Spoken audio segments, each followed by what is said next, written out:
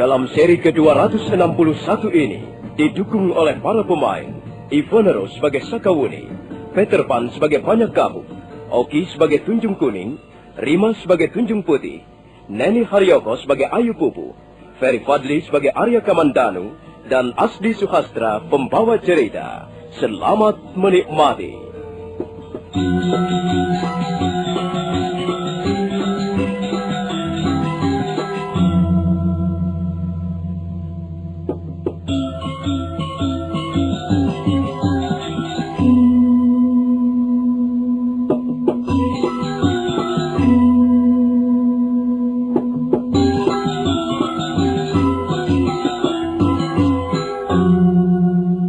Sakawuni, Arya Kamandanu dan Banyak Kabuk sedang dalam perjalanan menuju Bukit Penampihan.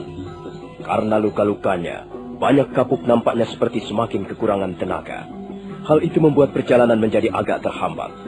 Beberapa kali mereka terpaksa istirahat. Malam itu mereka merencanakan menginap di Candi Kidal.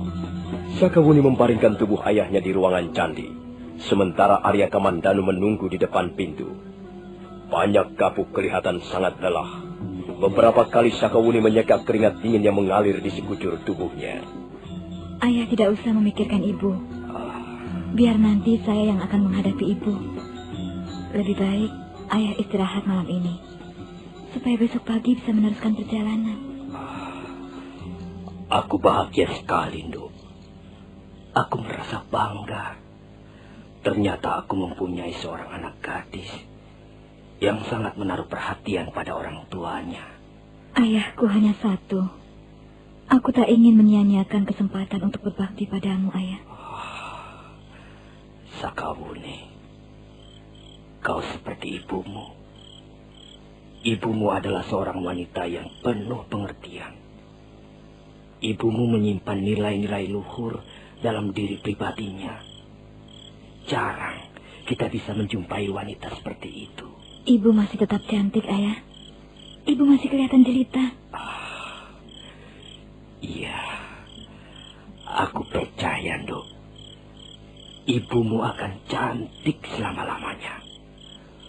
Wanita seperti ibumu akan mempunyai kecantikan yang tidak pernah pudar.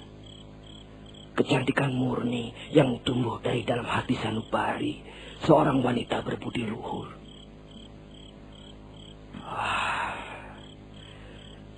Tapi aku tidak yakin apakah ibumu akan menerimaku seperti dulu.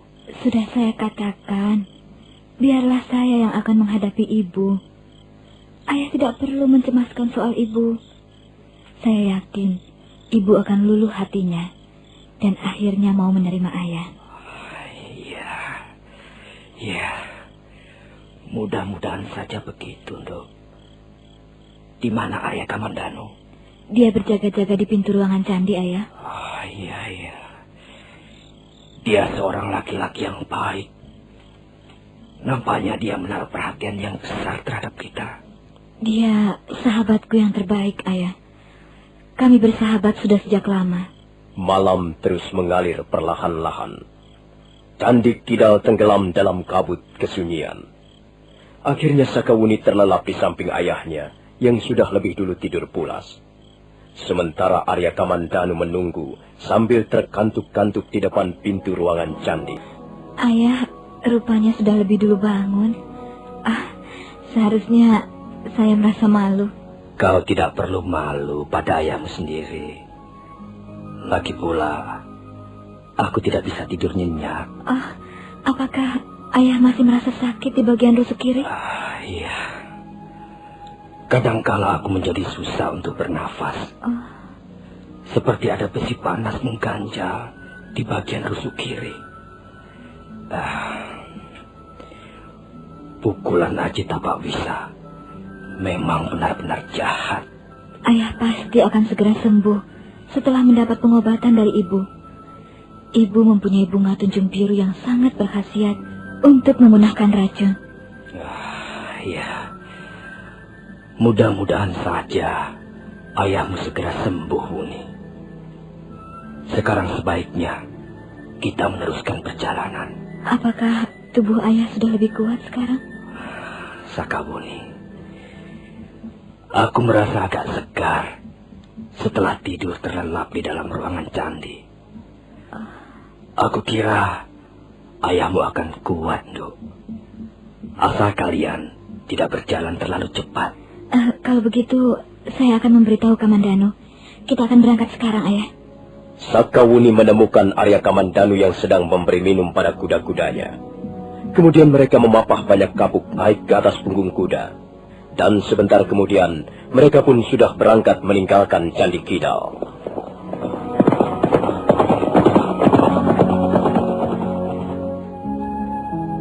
Di daerah yang berbukit-bukit, mereka hanya membutuhkan istirahat 2 kali sebelum akhirnya mencapai kaki bukit Panampihan.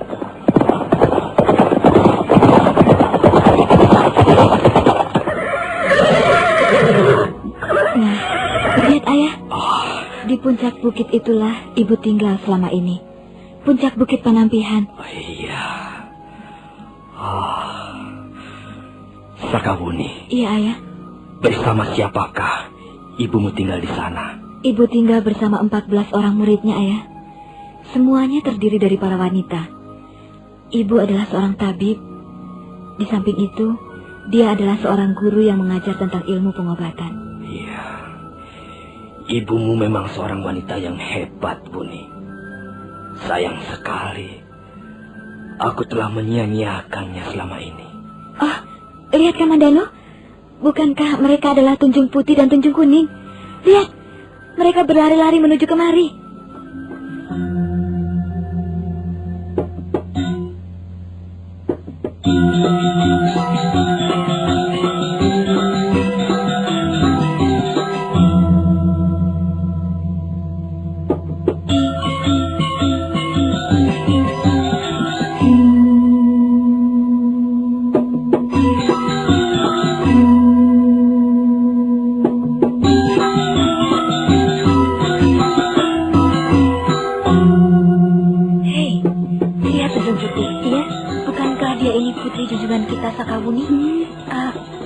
Benarkah kau Sakawuni? Benar, Tunjung Kuning. Aku Sakawuni. Aku ingin menemui ibuku. Apakah beliau ada sekarang ini? Iya. Ibumu selalu murung setelah kau meninggalkan Bukit Panampihan beberapa waktu yang lalu, Sakawuni. Tentu beliau gembira sekali melihat kehadiranmu. Marilah, ayolah kami antarkan naik ke atas puncak bukit. Aku membawa ayahku Tunjung Putih. Beliau sedang terluka parah. Kukira kita tidak bisa naik ke puncak bukit sekarang. Sebaiknya kita mencari tempat istirahat. Kalau begitu, biarlah ayahmu istirahat di dalam pondok kami. Kurang lebih 100 langkah dari tempat ini, ada sebuah pondok kecil yang biasa kami pergunakan untuk berteduh. Marilah, kita bawa ayahmu ke sana. Mari, ayah. Kita terpaksa tidak bisa meneruskan perjalanan dengan kuda. Kita harus meneruskan perjalanan dengan jalan kaki. Sakawuni dan Arya Kamandanu membantu banyak kapuk turun dari punggung kudanya. Kemudian mereka pun meneruskan perjalanan dengan berjalan kaki. Arya Kamandanu memapah banyak kapuk, menyusuri jalanan setapak yang semakin lama semakin menanjak.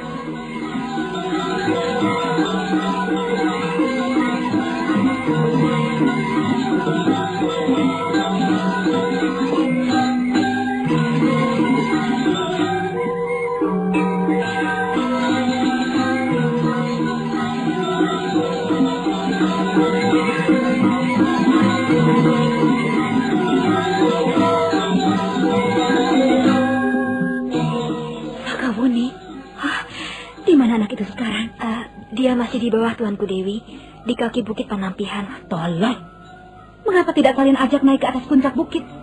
Mengapa kalian biarkan anakku di bawah? Ampun Tuanku Dewi, Sakawuni datang bertiga. Yang seorang sudah kami kenal dengan baik. Dia Arya Kamandanu. Lalu siapa yang seorang lagi? Yang seorang lagi sudah cukup tua umurnya Tuanku Dewi. Kami belum menanyakan siapa namanya. Dia terluka parah. Sakawuni dan Arya Kamandanu terpaksa menunggu di kaki bukit. Seorang laki-laki yang sudah cukup tua umurnya. Siapa lagi yang dibawa Sakawuni sekarang ini? Tunjung Kuning dan kau Tunjung Putih? Iya Tuanku Dewi. Kalian berdua tunggu saja di sini. Biar aku yang akan melihat mereka. Baik, Tuanku Dewi.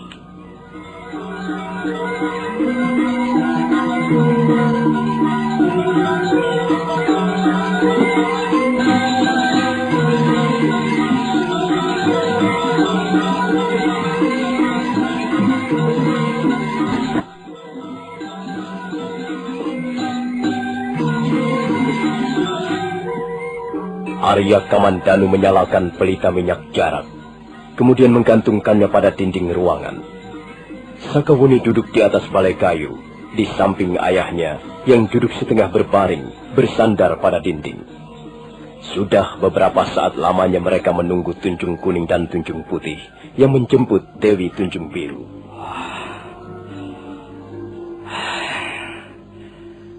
Sakawuni, ibumu tidak akan mau datang kemari.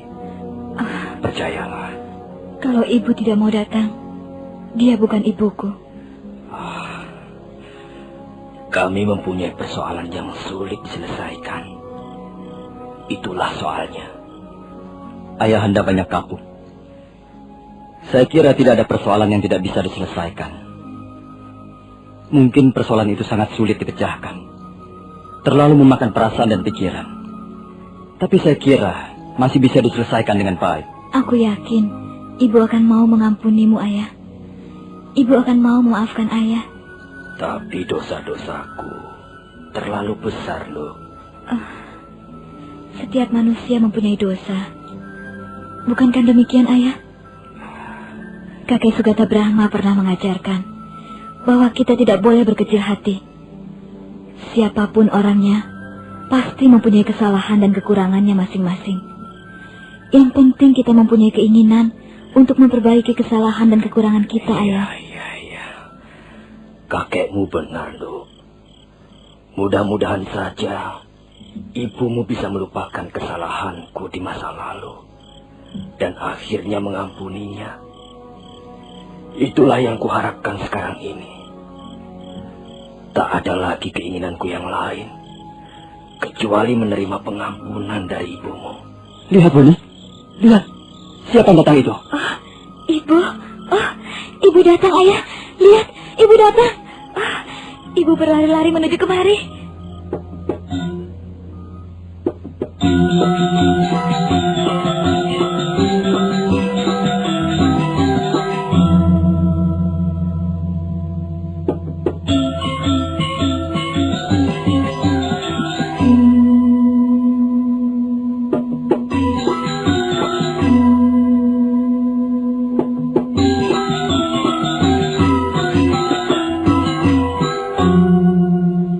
Memang benar, seorang wanita muncul dari tikungan bukit. Pakaiannya berkibar tertiup angin malam. Wanita itu terus berlari-lari kecil menuruni bukit, menuju ke arah pondok di mana Sakawuni berada. Tak lama kemudian, wanita itu pun sudah berdiri di depan pintu pondok. Dada wanita itu sampai turun naik karena nafasnya yang terengah-engah. Ibu, Buni. Akhirnya kau datang lagi, Nduk. Ibumu sudah kangen sekali padamu. Mengapa kalian tidak langsung naik ke atas puncak bukit? Ibu, aku datang kemari untuk meminta belas kasihanmu, Ibu. Iya. Tunjung Kuning dan Tunjung Putih mengatakan bahwa kau datang membawa seorang laki-laki yang terluka parah. Iya, benar. Saya harap Ibu sudi menolongnya. Dia juga terkena racun Aji Tapak Wisa. Kuharap Ibu mau mengobatinya. Mana orangnya, Buni? Coba, aku mau lihat sampai seberapa parah luka-lukanya. Iya, marilah. Mari masuk ke dalam pondok, Bu. Dia terbaring di dalam. Ayo, Bu.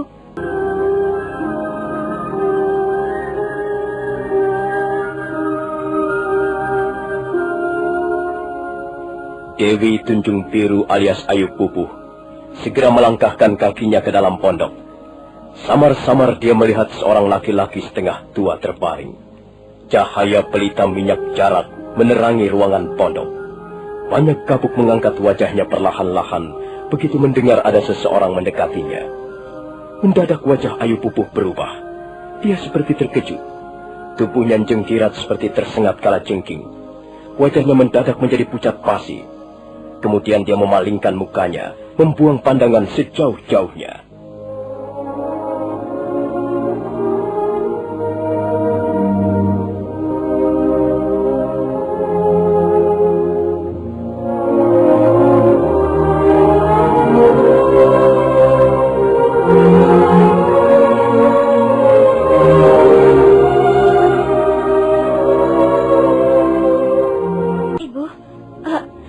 Ada apa denganmu, Bu?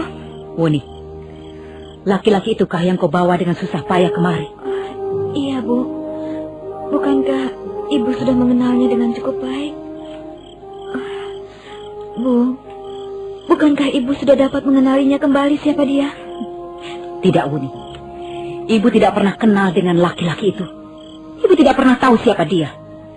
Ibu baru pertama kali ini melihatnya.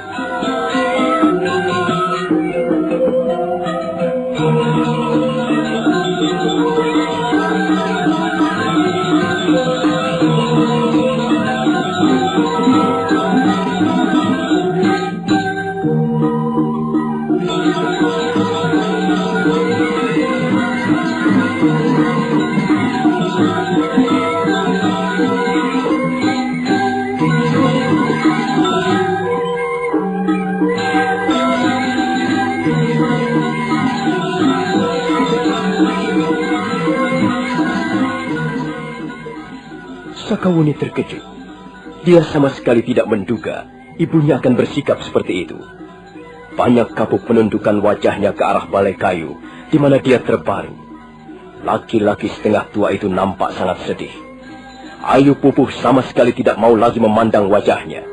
Pandangannya dibuang jauh keluar, ke arah pohon-pohon gersang yang tumbuh secara liar di luar pondok.